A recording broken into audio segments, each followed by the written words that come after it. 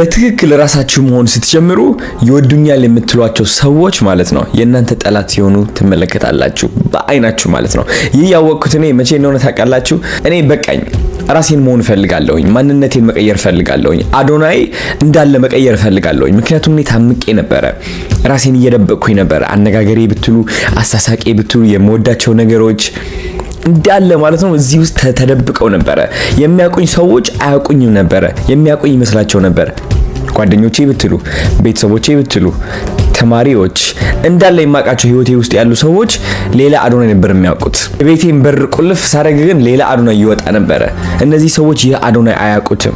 እነዚህ ሰዎች አዶናይ ምን ውስጥ እያለፈ እንዳለ አያውቁም ነበረ። እኔን ሊያማክሩኝ ዝግጁ አልነበሩም። ምክንያቱም እኔን የሚያውቁኝ በሌላ ህይወቴ ነው፣ which is ሌላ አዶናይ ነበር የሚያውቁት እነሱ። ከዛ ይህ ምን ፈጠረብኝ? ብቸኝነት እንዲሰማኝ ያደረገኝ።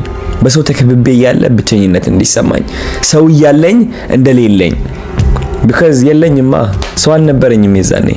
ጓደኞቼ የምላቸው እየተረቡኝ ነበር ለመቀየር ስሞክር፣ እየሳቁብኝ ነበረ። አሁን የጀመርኩት የቲክቶክ ዩቲዩብ ከመጀመሪያ በፊት ስንት ጓደኛ መሰላችሁ የተረበኝ? ይህ ሁሉ አሳልፌዋለሁ።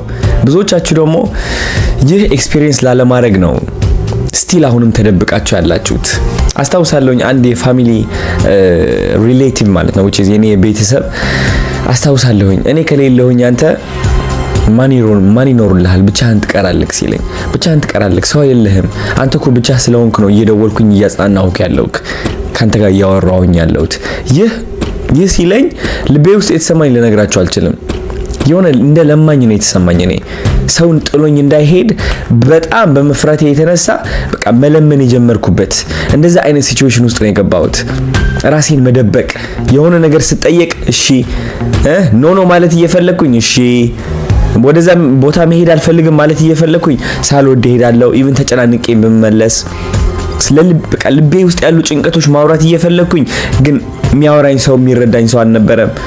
ገባችሁ?